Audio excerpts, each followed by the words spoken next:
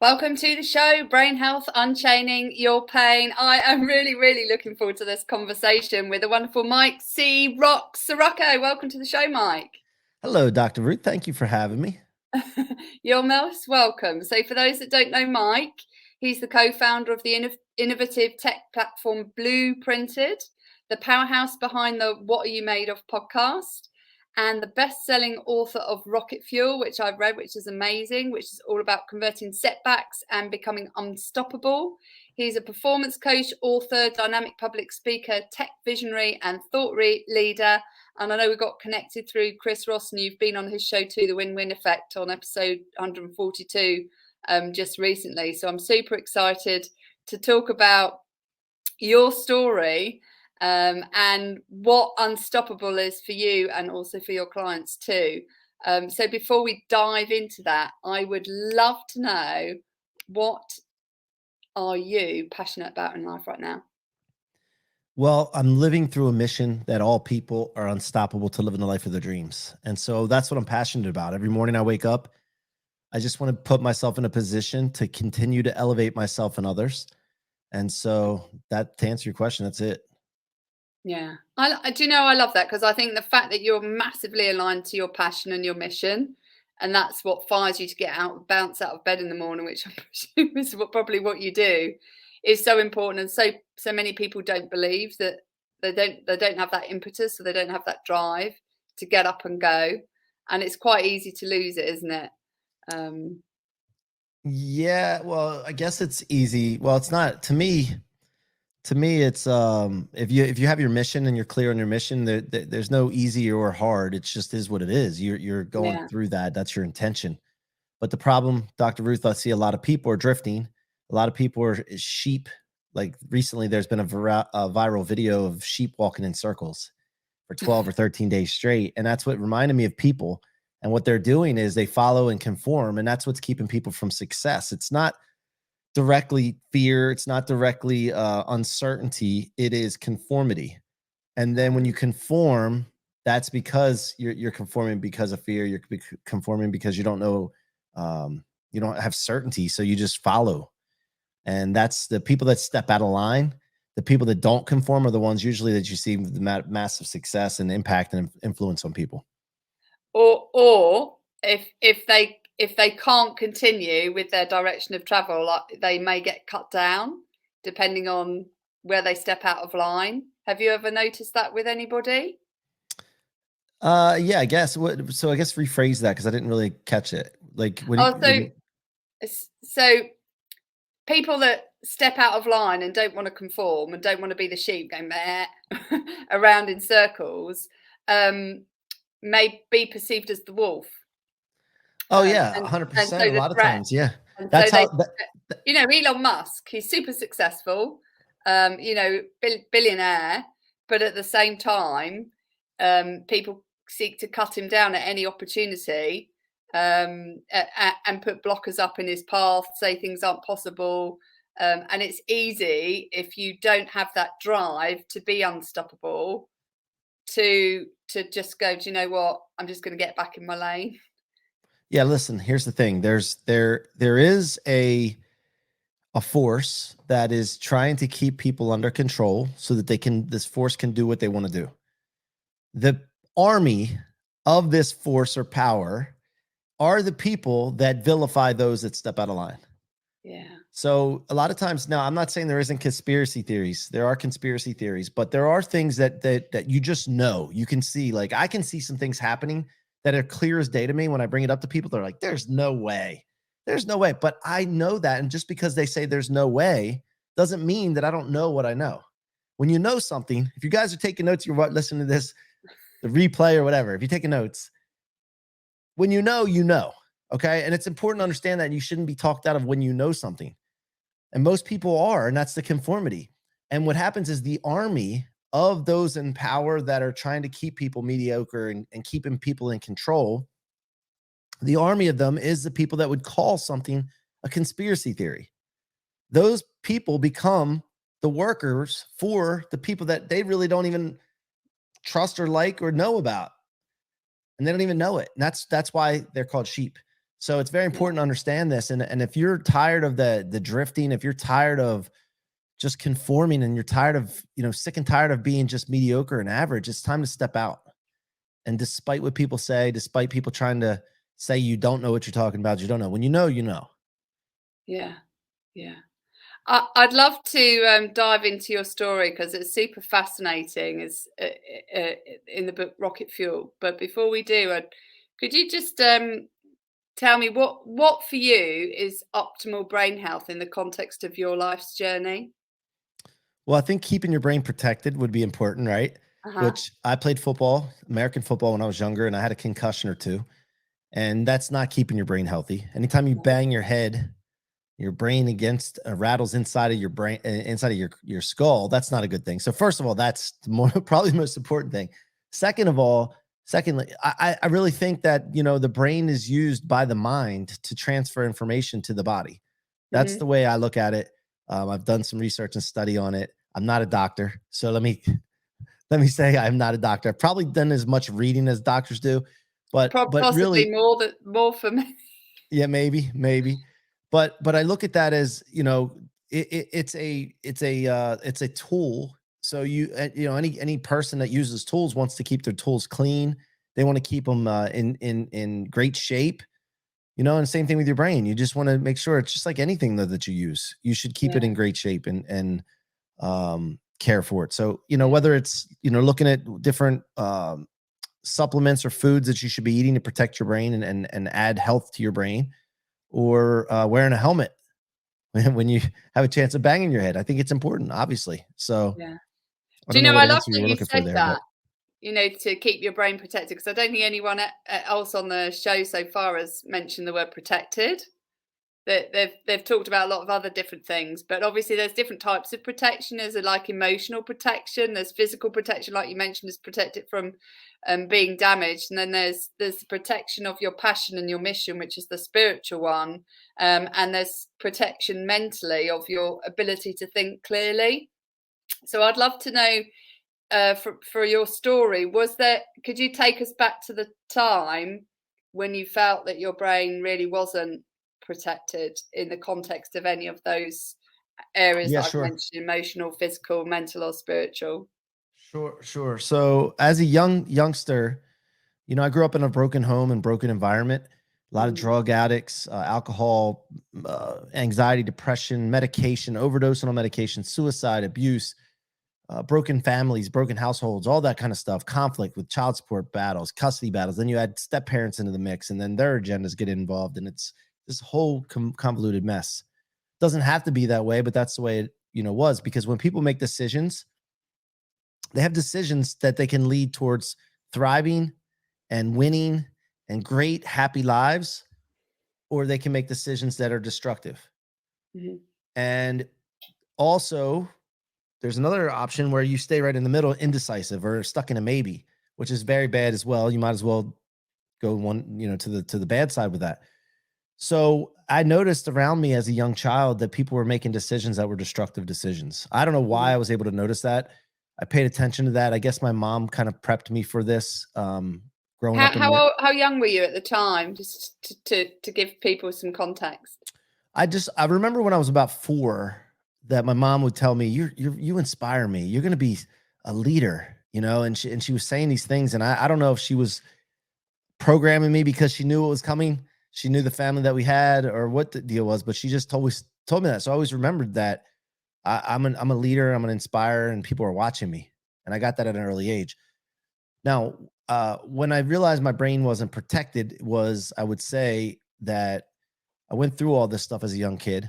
Uh-huh. I don't want I can get into details later, but just for the essence of time right now, as I got older as a teenager, I didn't drink until I went to college. I was so Uh-huh. focused on playing football, American football in college, getting good grades, staying out of trouble. And then what I did when I got to college, this is where I would say when my brain wasn't protected. Um, After seeing some of the things I've been through and then hanging out with other kids and realizing, and the ones that were drinking and this and that, they all had a reason and an excuse why they were drinking. And they would say, I had a messed up family or this and that. And I would hear all these things. And I'm like, well, I have a messed up family too. Let me get some drinking going on too. So I would start drinking. And when I got to college, I came from a small town. I didn't really see a lot of girls my age. And so now I saw girls, pretty girls, parties, and that became my focus. Yeah. And I would say that when you do that, and then one thing leads to another, then you're smoking marijuana and doing other drugs, it leads to other things. That's when I would say I left my brain and mind unprotected. Yeah. In I can that really mode. relate to that. Not so much the marijuana piece, but it is that going to college, and I would say for me that was the biggest time in my life where my brain was unprotected, and I had no clue what it meant to protect my brain either. And I was, I nearly killed myself actually with drinking too much alcohol when I was living in Germany for a period of time. And it was just so stupid. Like I basically became super dehydrated from alcohol Mhm. and gave myself alcohol poisoning. And we don't tend to appreciate what we've got until we start to lose it. Yeah, we feel Was that invincible. your experience? Yeah, we feel invincible, and then I started getting this thing where, like, I went through all this stuff as a kid, and my grandmother, by the way, she ended up committing suicide when I went off to college from Uh, overdosing on medication, overprescribed anti-anxiety, antidepressant medicine, which I'm, like, firmly against any of that. Um, and once that happened, I'm like, well, if this is what life's all about, I just don't give a crap, mhm. or I don't give a whatever you want to say. And so I would just go off, and life was all about, like, just have fun, live it out right now. And if somebody got in my face or said something, or I wouldn't take crap from anybody, I would fight a lot. Just Mhm. stuff, just stuff like, and I don't know. I just look back on it and I kind of grimace thinking about that was me at that time. Um, Um, so what was your learning from that though? Because I kind of think everything happens for a reason. But as long as we learn from the experience, like for me, I don't drink hardly anything anymore, and I've had to take the time to repair my brain. What was the big sort of aha moment for you? When did that aha moment really happen? Like you had that opportunity to pause, reflect, and redirect. well, I'll tell you, it was a gradual effect. I mean, I went to dark places for a while, and I ended up Uh-huh. meeting my wife towards the latter part of college, and then I started working. And my friends were all starting to leave college and go home, and I was in a dark space, and I started realizing that, man, it's like this is what life's all about. And what I was doing was I was absolutely replicating what I witnessed as a kid from other parts of my family, my uncles and other people I saw doing these things. And I was going into the dark space where they were and realizing, like, wow. And I didn't really understand at that time. I knew that decisions lead to consequences, but I didn't really Mhm. understand the power of your choice and the very clear binary decision that you have to either build or destroy, do good, do bad. It wasn't very clear to me that there was just two options really. And Mhm. then when you don't have clarity on that, chaos and confusion is the result of that. And when you have chaos and confusion, it's very hard to make the right decisions. And so I think what I learned most from this is that you have an either or decision, and decisions are where your life is shaped. And Mhm. also the content that goes into your brain. We're all excited sometimes to see an accident for some reason. When there's an accident on the highway, we stop and we want to look at it. If something bad happens on television, on the news, we want to stop and look at it. I was going to say fellas, but basically men and women looking at Yeah, yeah. porn, looking at Mhm. porn. I mean, you get desensitized towards things. Looking at some people like to look. This is gross, but some people like to look at, like, these graphic videos of pimple popping or different things like that, and you're like putting this stuff in your head, and you're desensitizing yourself, and that has an effect on you, believe it or not. Yeah, And I believe all the social media with TikTok nowadays, where you get this instant scroll of, like, feature of quick videos, quick dopamine hits, is a problem. It's causing yeah, problems, and people don't realize it. And a lot of parents need to wake it up because their kids are, I believe it's just as, like, it's similar to a drug. yeah. So these are all kinds of things that I've been thinking about even recently, Mhm. um, basically reflecting upon growing up. Mhm. And what was your dopamine hit at the time? Because I can tell there was some, you felt like you were doing stuff that wasn't congruent with who you wanted to be. What was it that Well, was really, your drive? What was the drive that was making you want to keep doing what you were doing, or what was? I What lay think behind that, if you don't mind me asking? no, no, no, I don't mind you asking. I think like thinking back, growing up in an environment that I grew up in, I never felt like I was good enough. Uh-huh. And in a small town too, and seeing friends date girls, but then I would date some girls, but it wasn't like I thought it should be. And I didn't have like girls chasing me in high school, but then college it changed. And then it was different where like I would get attention. And then that Mhm. attention was like, wow.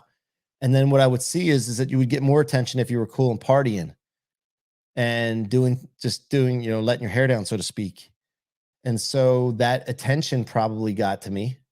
And Did then of it course, become like a drug for you that you needed the attention because maybe you didn't feel like you got it yeah, historically, or feeling like the man, like, oh, the yeah. man, like that feeling is like a powerful drug. Like, Mhm. and also the drugs themselves and the action. Like I started becoming feel like an action junkie. I couldn't just sit inside. Sitting in the dormitory or what have you, or my house, just to sit there and read a book or just stay home one night wasn't in my vocabulary. I needed to go out. I needed to be around people. I needed to be around the action. Uh-huh. And then when I didn't want the night to end, that kind Yeah. of thing. Yeah. Yeah. So you stay up all night, burn the candle at both ends, feel like rubbish the next day, Oh yeah. Oh and man, I was swearing it off every time. yeah. And then that very next day, end up coming to like my consciousness and being in a bathroom, standing in front of a urinal, drunk again, like those kind of things is just, it's just like, ugh, it makes me sick to think about. Um, and now, like you said, like drinking, like I'll have one or two drinks a week, just because I like the taste of a margarita or a glass of wine, but I don't do it for the feeling anymore. Uh-huh. I used to do it for the feeling. And then I remember a guy named Jesse Itzler. I'm not sure if you're familiar with Jesse Itzler. No, I I heard know. him speak on stage one time, Mhm. and he said, "What about tomorrow?" And that's what he does at nighttime when he goes out or goes to a party or something. He says, "What about tomorrow?" And he asks himself that question, and that helps him stop doing what he would do that would ruin tomorrow. Mm. Mm. That's a great one. I think for me, when I became a parent, that really woke me up because you can't, you have to be on your A game with your kids. Well, you don't They have just to be. You don't they have to just be. Most annihilate you if you're not. No, a lot of people don't. They're not on their A game with their kids. Most people, but your kids don't care if you're hungover. Your kids don't care if you were out late. Your kids are up. They're gonna come for you. And so, yeah, I 100% agree. But I just like to feel good in the morning. I love to feel good in the morning. I love to feel like I got a good 7 to 8 hours of sleep. And even not just like alcohol, but even eating the wrong foods. Eating the wrong Right. foods, it causes you not to feel good. Yeah, So right. you know what it comes down to, Dr. Ruth? It comes down to discipline, 100%. right? Doing the things that you know you need to do, eating the foods you know you need to eat, staying away from the things that you know you're not supposed to. So discipline comes down to knowing what to do and doing it, Yeah. knowing what not to do and not doing it. And then I'll take it a step further. Once you do figure out what to do, doing it like a person that would be successful would do it, not halfway, half-ass, so to speak. Don't do it, like why even do it? Yeah. So I think that has a lot to do with brain health too. I think they're also like with discipline for me, um, you have to have an emotional connection to it. So a lot of people, and it has to be a positive one. So a lot of people see discipline as something that's hard and um, negative in the context of who they are, but actually it is a super positive attribute. And when you're disciplined in whatever aspect of your life it may happen to be, whether it's eating, whether it's planning, whatever, you win back time, or you win more time. So And you there create space in your life that you wouldn't have had previously. You create time in your life that you wouldn't have previously. Yeah. And the only way that you can get through the pain to see the gain is to have an emotional connection to the future state that is more interesting and more exciting than the current state that you're in. Yeah, I've been practicing a lot, feeling the way I would feel after I hit my target. So, I have certain money targets, I have certain business targets, I have certain things I want to do.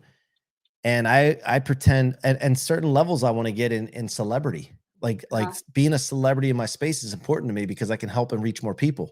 and it makes my job easier. It creates an attraction model where people come to me and want to do business rather than me having to chase them like I did most of my career at sales. So I have these things, but so I start to think already, and then I start to feel the way it would feel. So for example, I'm a celebrity before I actually would be looked at as a celebrity by other people. I've established that for myself. Like I'm a celebrity speaker, Yeah. right? I thought of this for years, and then it starts to just formulate. It happens. Yeah. It just starts to take shape. Yeah. You know, I have income goals, and I don't spend like that, but I feel like I am that. I think a Yeah. certain way and experience the feelings that it would be to be financially free and be able to help anybody that I wanted to. Like if somebody came up and I was in a space and somebody just came up and started talking about this charity that they're starting to raise money for right now and this and that, I wouldn't have to think, well, did I already give to the charity the other day? Is that enough for this week? Or how much should I really be giving? No. I just, no, here's $10,000. I want to feel that way. And I do feel that way now. And then it just takes shape. So 100% what you're saying, I believe in. You've probably done more studies on it than I have, but I experience it. Yeah. I think it's so important, isn't it? And we don't take that time to internalize what it would feel like to be at that next level. And only when you do the work, and you know, athletes do it. They imagine what it would feel like winning, but they also imagine the journey as well to get there, so that they've already run the race before they start the race, and so they know they're going to win it because they've already run it. And it's the same principle, isn't it? You already imagine what the outcome will be. You already imagine all the steps that are necessary to get there and how you're going to feel on each of those steps. So you set yourself up for success in the process of using your mind, because your mind can't actually differentiate between reality and imagination in the context of you imagining an experience. You can experience the same thing. You can imagine yourself doing something and have the same sensation as you would do if you were physically doing it. Yeah. I mean, at the end of the day, really, like if you can think about feeling a certain way, that's all that really matters. Because like when you have something that you want and you get it, and if you don't have the feeling that comes along with it, what's the sense in having it? What's the sense of achieving it? What matters is the feeling that you get. So why not just have the feeling now? And then what you find out a lot of times is the things that you desire aren't as important. It's really that feeling that you were searching for. And once you can figure this out, you have less desires. Yeah. I'd love to know, you know, we were talking about your dark period in your college days. When did you have that pivot moment, and what was it for you? You know, I think really the pivot moment that's, I guess, started the chain, I'll say a chain reaction, was when I met my wife.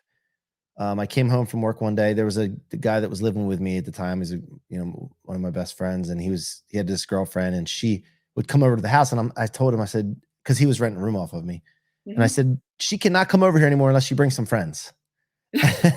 And so she brought some friends over, and I didn't click with a lot of them. And then when my wife came over, I came home from work and she was sitting on my couch, and I saw her, and I was like, oh, please don't be here to sell me something. Please don't be here to sell me something. And I wanted her to be, one of Kim's friends, and she was, and we just hit it off. I just knew right away that she was the one. I could just tell there was an energy there. And so when I realized that that's what I wanted, then I started to focus on that. And so when I was focusing on that, everything around that relationship grew rather than the things that I was focused on before. And then what happens is the things you thought you wanted before and you wanted to do and all that, they just start to disappear. This is what happens to folks when you really get focused on something and you put your energy and attention on something. A lot of other things fall off that you always thought you would always want and always want to do. Yeah.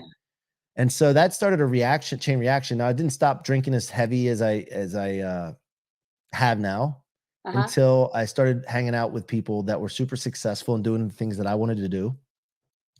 And I observed them and watched them do things. And I started to realize that they cared about their ethics and keeping their ethics in line. Yeah. And that there's certain conditions that you can assess yourself in. And depending on the condition that you assess yourself in, whether it's your finances, your spirituality, your emotions, anything you can actually graph. When you start knowing those conditions and then knowing the formulas to elevate to the next condition up, you start to realize it's kind of important not to overdrink. It's kind of important, the decisions and the actions that you take in order to elevate yourself. Because I kept finding myself in this, I would always elevate, but it wouldn't be as fast. And I always have setbacks. So it'd be kind of a roller coaster and some ups and downs. And so I guess, Dr. Ruth, I just got tired of ups and downs, and I wanted to go on an upward trajectory all the time. And in order to do that, you need to remove some things from your life. Anything that doesn't serve your mission, you eliminate. I think that's so important. And I just want to reflect back to, you mentioned earlier on is worth, and that self-worth piece is that in order to get to your future self, you have to value your future self. And often people don't value their current self, which is why we have these destructive behaviors for ourselves, which will never transition them to the future self that they want, because they don't associate any value with either their current or their future state. Well, I actually think that there is no real future self. Our self is ourself, and time is a made up thing. And so really what you're doing is it's yourself all the time.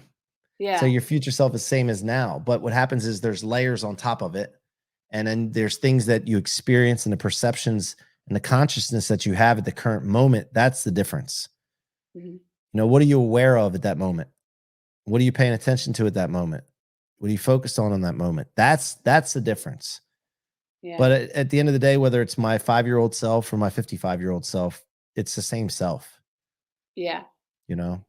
It's the same that might be deep for some I'd love to dive back to your 5-year-old self if you wouldn't mind, because I know we're going to go back to your past, because that's really what shaped your vision to become unstoppable. So would you mind sharing, if you're willing to, the journey that you went on as a child that kind of shaped your perception of being that leader that your mum wanted you to be, and how that created this vision to become unstoppable?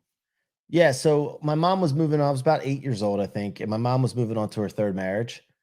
And I didn't really want to move into another man's house, learn another man's rules. And George was his name. He lived in the sticks in Maryland. I say the sticks, like the country. There wasn't a whole lot around. And I'm, as a kid, I always wanted to be around the town and the city. I wanted to be around action as a kid, even. And so I decided to move to my dad's house, and my mom let me go. And my dad was moving on to his 2nd marriage. And I thought that would be great. And my dad had it better than my mom financially. And he promised me all kinds of things if I would have moved in with him. And so I ended up doing it. And it started off great. But after the time started to pass, I noticed a lot of conflict with my stepmother, my mom, my stepmother, and my dad's side of the family. And all that stuff started to pour down on us kids. And the personal issues people have tend to get reflected upon the people in their environment. And that's what happened with us kids. So I eventually would go through some abuse. I would sleep with my baseball bat at night for some of the stuff that I was hearing. There was a lot of fighting and conflict. And I realized at some point that I didn't need to live like that. At first, I thought it was ordinary. This is the way it is. This is all I've ever known. But I started to realize that I am self-determined. I can do what I want to do, even though I'm a kid. And I usually have a shirt on. I don't know if you guys see, it says stubborn, perversely unyielding. I'm a stubborn individual, and in a good way, because when I want something, I go get it. And I understand that I have the ability to do that. And the reason that I do is because I know that all it takes is persistence. You see, Dr. Ruth, and I'll continue with the story, but I just thought about something here. The people that win in life are the most persistent ones, the most certain ones. They're the ones that win in life. Because what happens is, if you and I are sitting here having a conversation and I really want something and I don't give up on it, and I persist and persist and persist, in your brain or mind, you start to believe that my wants and needs are superior to yours. And then you give in. So that's why people give in to the most persistent people. I started to realize this at a young age. If you want to get what you want, there's nothing wrong with it. Anybody that spoke against you getting what you want is somebody that was you were just getting on their nerves so bad, and you were just driving them crazy. And they wanted you to be the sheep. Well, not only that, you were in a competition to see who could be more persistent, subconsciously. And so then we hear that stuff as youngsters.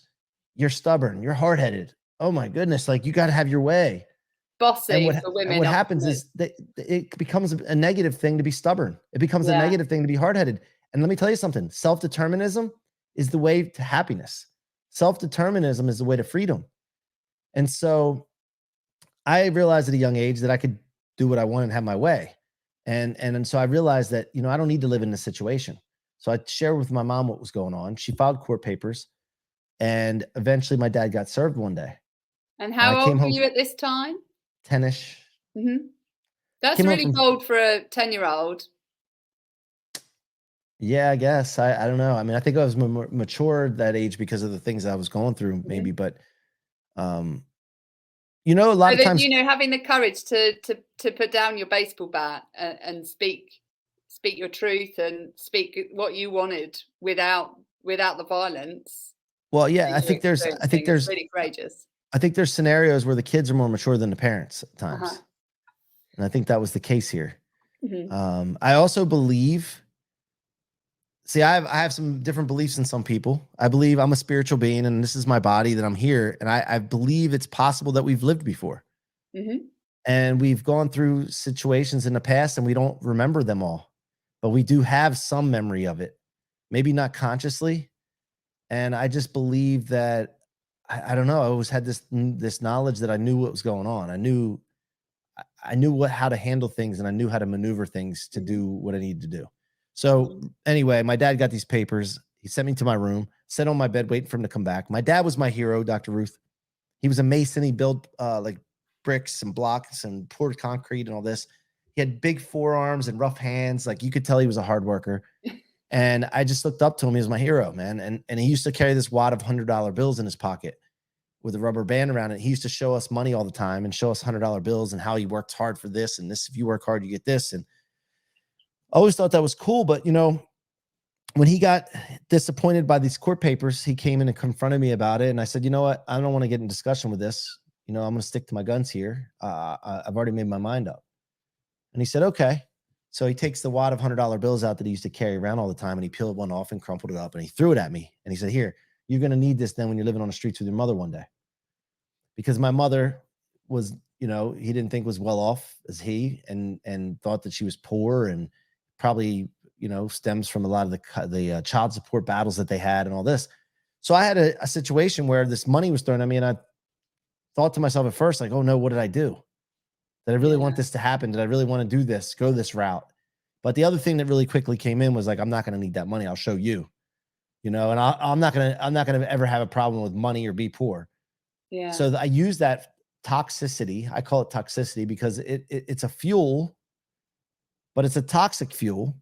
And I used that for years, 30 some years, to keep bettering myself, keep elevating myself. And when I had bad times, I would keep going, keep pushing. But I also came to realize, though, in most recent years, that when you really start to refine your mind and refine your vehicle, you refine your engine, that you can't use that toxic fuel anymore. That toxic fuel hurts other people when you use it.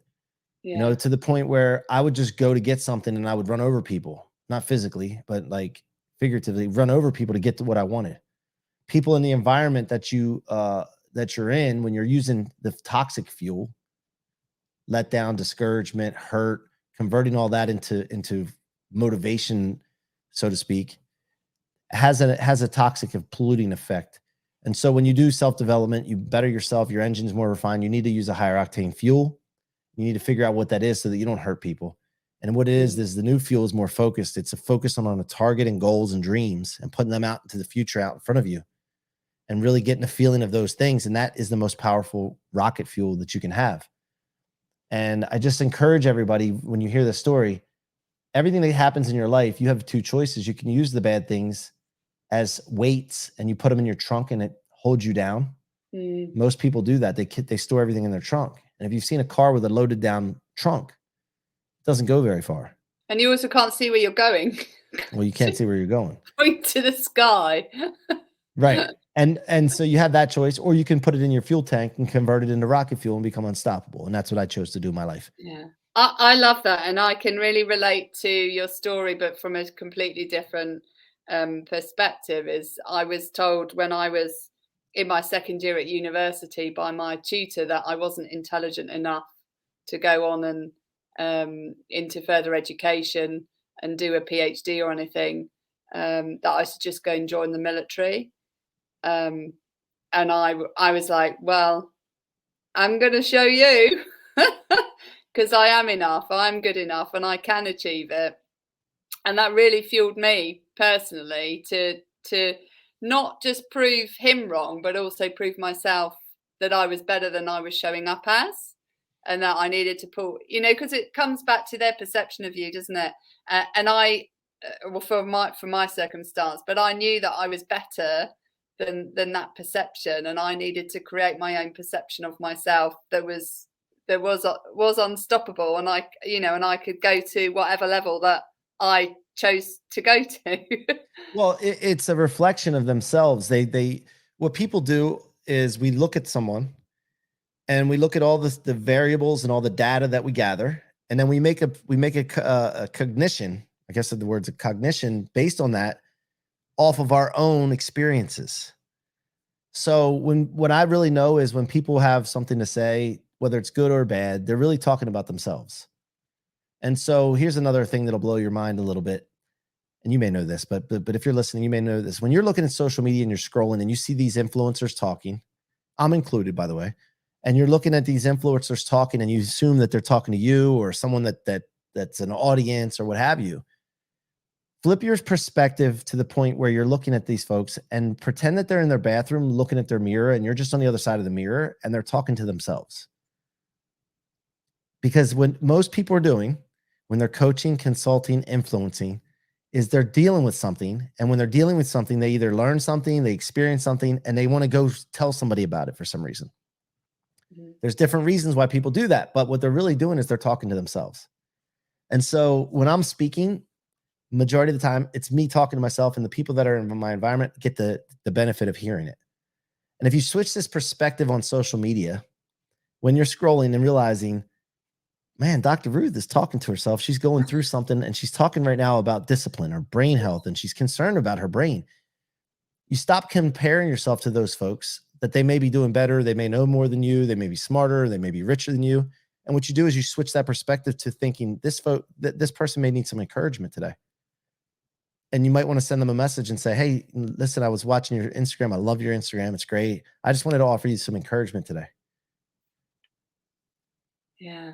I think that's a really profound. I'm really kind of like stuck for words there, because I've never taken that perspective, although I know I do it myself personally, particularly on some of the Instagram posts that I put out there is a reflection of my day, or is a reflection of something that's happened in my life. And I just want to communicate it out in a way that hopefully people can go, do you know what? That's me too. Mm-hmm. And I can take something away from that, or yeah, that's happened to me. And this, and now I can see how I can work through and come out of the other side. But it's a great way, isn't it, to not compare, but to almost collaborate rather than compare, because then you're not in competition with that person, but you're empathizing with them instead, which is a completely different mindset, a completely different emotion energy, that you're generating, different vibe. When you're engaging with that, with whatever, with us, with whatever you're looking at. Yep, definitely different vibe. I mean, it's you get on a different vibration with those, and it makes a huge difference. So everybody should try that. If you heard what I just said, you should try that. And give me some feedback. Like, message me on Instagram, give me some feedback of your thoughts on it, because it does make a difference. And I think a lot of people struggle with emotionally and with being on Instagram too much or TikTok too much and looking at things too much, and it's the comparison thing and your fear, like you're missing out on something, or you're not as far along as you should be, and this and that. When really it's everybody's going through their thing, everybody's struggling, and if we can all come together and help each other and lift each other up. When you see somebody talking about a topic, just think that they could possibly be dealing with that. Yeah, I love that. And I love to transition to the fun facts now, is looking at the 5 pillars of brain health, because I think this is a perfect opportunity. Okay. And we dive into the first one. So facts is a mnemonic for the 5 pillars. So feelings, actions, connections, thoughts, and surroundings. The first one is feelings. What feeling or emotion is most important to you in life, and why? Well, I'm just as long as the emotion is a regular emotion and not a misemotion. I know misemotions lead to things not working out, and regular uptone emotions, things Uh-huh. always work out. So I would focus on anything that's up, exhilaration, cheerfulness. Of course, you can experience some misemotions, but just not being stuck in those. Uh-huh. I love that. And we've talked a lot about action now. What's the craziest and most exciting thing that you've ever done? Wow, the most exciting thing that I've ever done. I think that it would have to be, man, there's so many. I'm really observant of the things that I've done and have had the opportunity to do. Um, Man, I don't even know where to go with this. Maybe I would Which have one to popped into your head first when you started thinking about it? Are there a couple you can speaking. share some of them? I would say speaking in front of 18,000 people or more, Uh-huh. on the same stage as former presidents and billionaires, Tell me and about that having that one. opportunity to What do that. happened? Tell us the story. Well, I mean, I had opportunities like, one year I was in Miami at GrowthCon, 10X GrowthCon, Grant Uh-huh. Cardone's event, 2019. And I went to that event and I said, I want to be on a stage one day. And I just put that postulate out there. I just said that that was going to be the case. And I imagined through the people that were on the stage, I imagined the feeling that they have being up there. Yeah. We talked about this already, this feelings. And I just, within 2 years, I was up on the stage, and back to back years, I was able to. And last year I spoke with, Donald Trump opened up on the stage. He did. And I then, was at GrowthCon virtually this year, earlier on this year, and yeah, yeah. And then there was Tillman Fertitta and some other folks that were on that stage. And I had the opportunity to be on that stage and be in a wow. panel. And, when I did that, like, that's Grant's stage. There's other people there, but when I went up on the stage, this is how I approach things. I'm going to own that space. Uh-huh. Like, I'm going to walk up there and I'm going to own the stage. I'm going to take control of my environment, my stage. It's going to be my stage at that moment. And I wanted that intentional thought to manifest itself into what happened. And what it allows me to do is it allows me to be confident and handle the thing that I want to handle. And me to have the environment, uh instead of me, like, adjusting to the environment adjusts to me. And so Ah, I that's love what I did. that. And when I went up there and I rewatched that time when I was up there, and I realized that, wow, man, like, it really works. Setting an intention like that to own the stage, to own the space, to be in control really works. Uh-huh. Most people have problems with public speaking. I didn't have a thought in the world, a negative, like, emotion, no nerves or nothing. There was nothing at all. It was all total control, exhilaration, exciting like that.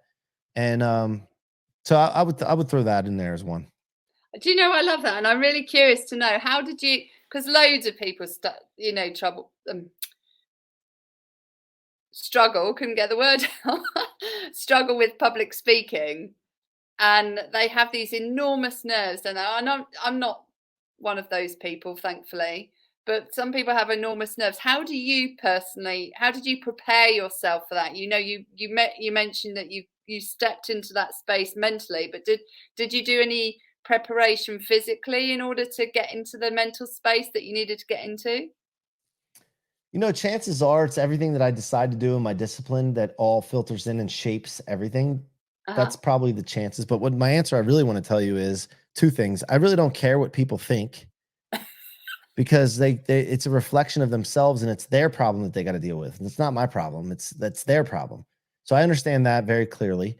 And number two, I've done over 400 interviews on people's podcasts and over 300 of my own show in the last 3 years. So repetition, like, if somebody asked me to be on stage right now and go and do the same thing, and 100,000, million people, it doesn't matter how many people, one person, million, it's the same thing to Yeah. me.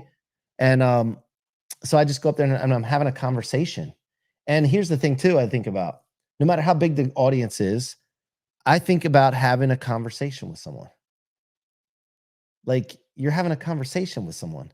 And I, Yeah. I really believe in this unified energy, like, we're all one together. And I Yeah. just I just these are the thoughts that go through my head when I'm doing these things. So, but it probably does have to do with the discipline that I put in and all of the stuff built together. Yeah. Um, but yeah. Yeah. Do you know, you just gave me a flashback to an event that I went to in Japan.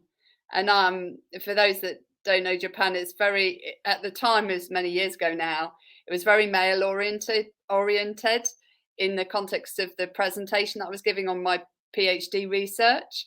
And I was the last speaker of the day. So everyone was completely, I can't say the polite word, bollocks, say, because it just been done to death with Right. scientific, stuff. Right. And it was about 600 people at the event, and I was one of the few female invited speakers there. And I thought, what can I do to wake the audience up? So I went up to the front, and many of these people didn't speak English as their first language. And I asked everybody to stand up and sit down again before I started, just to re-energize the room. And none of the Japanese quite understood what I was saying, but I managed to get all of these men to stand up, which is, the women were considered sort of the lesser person in the context of their culture at the time I went to Japan. And the fact that I was able to do that, I then kind of took the role of an honorary bloke for the rest of the trip, and got invited to all the seedy bars that they went to and all sorts of stuff, just from that one event that I went to. And it really kind of, when you show up as you are and you acknowledge the energy in the room and how you want to influence the energy, it can really shift things, can't it? Yeah, and I don't believe everybody needs to take things so serious. Like I really don't like, I don't like that. I've always had a problem with that. I like to joke around and have fun, and the only reason people, by the way, Dr. Ruth, the only reason people take things seriously is because they feel like they can't control the situation. If you have things under control, I got this, everything's under control, then we can have some fun. When things aren't controlled, we got to take it serious. This is serious. And I just understand that everything's in my control, because I'm willing to take full responsibility for things. Yeah. And if you can't take responsibility, you give up control. And so now I know that I can have fun and have a good time. And if somebody has a problem with it, I'll be happy to apologize if somebody gets offended or something, or whatever the case is. But at the end of the day, it's still their problem that they have to deal with, because I'm going to move on with my life. Yeah, I love that. I'd love to dive into the next pillar, which is connection, and I want to focus on connection to others. And I'm not sure if I'm going to get the answer that I think you're going to give me, but who's been your role model in your life? Wow, there's been several. And why? I will say right now, the biggest one that I've had is a mentor is Grant Cardone, just because of the fact that I was in a spot where I felt caged in for a while. I wasn't, I had been invalidated a lot. I allowed myself to be invalidated. I allowed myself to think that I needed to stay introverted.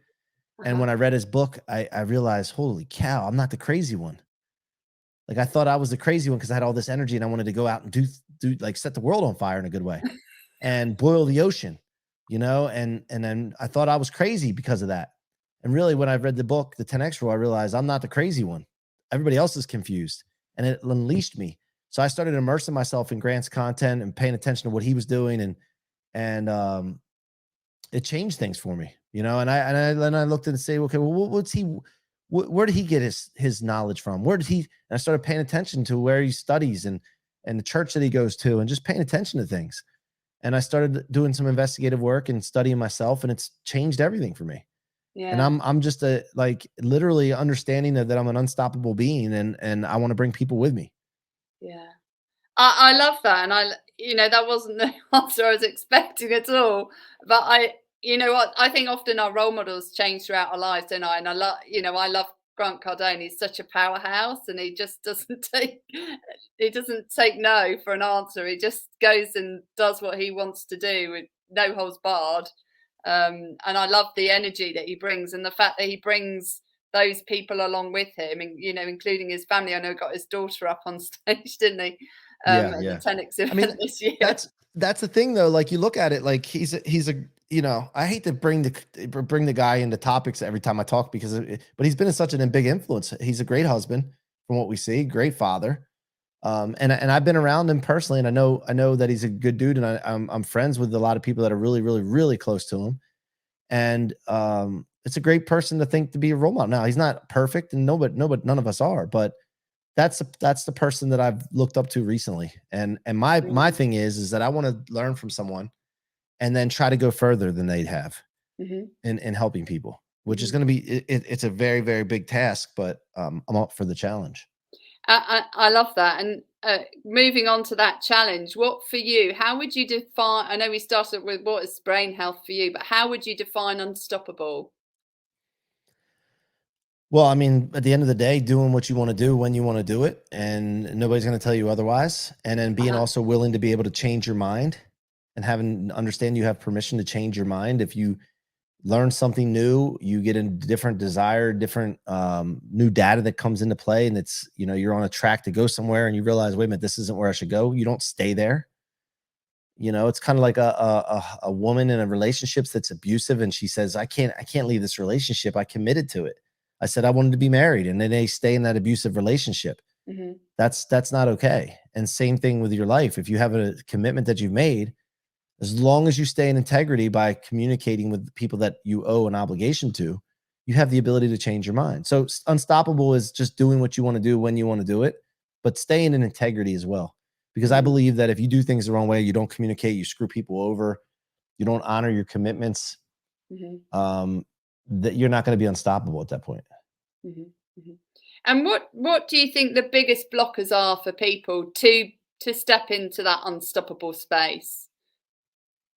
The biggest blockers is belief. I mean, I really think that people think that they're limited based on decisions they've made when they failed in the past. So you try something that doesn't work, instead of understanding that that's an opportunity to collect data to use for another try, they just make a decision that they failed at it and they're not good at it, or this isn't for me. When actuality, it takes numerous times to accomplish things sometimes. And the reason for that is that you underestimate the amount of effort, you underestimate the info that it's going to take to achieve the goal. So when you have that opportunity to try something and you underestimate the effort, or you could overestimate effort, but most of the time it's underestimating effort it's going to take to do something, then you come back and you're like, okay, I didn't push hard enough. I need to push harder. So you go back and you push harder, but some people don't do that. They just quit. They just say, oh, it's not for me. So I think that's the key, is really the decisions you make after something doesn't go the way you expected it to, is what's holding people back from being unstoppable. I think that's such an important point, is that, you know, going back to the conversation we had at the beginning, is the army is against you, is often that army that's against you is the one inside your mind. It's not an army outside, it's the army within that actually holds you back. But that army within has been programmed by the people outside of you. Yeah. You know? And you can unprogram it. Listen, as a kid, if you're on the top of a building, you would go to the edge of the building and not be afraid as a baby. And you would probably fall, but you still wouldn't have that in you. We get programmed to be scared. The other thing is, have you ever gone to the top? I don't know if you're afraid of heights, but you go to the edge of somewhere, tall building, you look over and you shudder, or you feel a pain inside of you. Why is that? Because we've not, like, if we're alive, we've never fallen off a building. But why do we have that feeling that's somatic that comes into us? Yeah. That physiological reaction from heights. It's because it's been programmed into us. Or we've experienced it in the past, which I've said earlier, which we may have lived before. I don't know for sure. Yeah. But I don't know. I hope I answered your question. I forget what the question was. No, you did. And I was talking about the army inside your mind, and how you mentioned you've had that program from your past experiences. And it's this, you know, I do climbing, so, you know, if you fall off a wall, sometimes, you know, you fall and you've got a rope, hopefully, then you might have the fear factor associated with the fall, and you have to reprogram yourself to get over it and keep climbing. And it's often that in life, isn't it? Is something causes you to fall, to trip, to stumble, and rather than getting over it and going past the rock that you tripped over, you pick it up and you put it in your rucksack to remind yourself of the thing that you tripped over, rather than just walking around it and moving on. And we can have a, you know, going back to your rocket fuel, we have a trunk load of rocks. Yep. Exactly. rather than having the light load that we really need to go on our journey and take the lesson learned from the trips and falls that we have. Yeah, look, here's the thing too. I've noticed with myself, ever since I've gotten clear in my mind and cleared a lot of the garbage out of my mind, that I don't make mistakes. I don't have accidents. I don't get sick as much. A lot of these things come from being so cluttered with chaos in your mind, Yeah, you know. yeah, I love that. Mike, I've loved talking to you because you provide so much wisdom in such a short space of time. What one piece of advice would you give to anyone who's struggling with stepping into that unstoppable person that they want to be? I would tell them this, like, we really need to get clear on the life that we want and really understand what would feel like to have that, and then commit to that. And then just be making consistent, disciplined actions with your words, thoughts, actions, and your environment towards that clear picture that you came up with. Yeah. And I think that that's the simple formula. It's clarity, commitment, and consistency. You just follow those three things. I mean, that's creates an unstoppable opportunity. Such brilliant advice. And how can people get hold of you to learn more about what you do and how they can become unstoppable? Well, I'm on Clubhouse, the Clubhouse app a lot. So you can come in there and find me, follow me there, or Instagram is probably the best, which it's at the bottom there, scrolling across it, Mikey C-Roc. Oh, so do make sure you check out Mike's website, join him in the Clubhouse. Make sure you follow him on Instagram and learn more about what he does and how he can support you in being unstoppable. Mike, it's been an absolute pleasure having you on the show and sharing your story and sharing your wisdom. And if there's anything I can do to support you or your tribe and your army of experts that you serve and support, just let me know. I'd love to Thank help. you. Thank you, Dr. Ruth. Appreciate it. You're most welcome. Remember, everyone, this show is all about brain health, unchaining your pain. You're not stuck with the brain you have the power to make it better. And Mike's been here to show us how.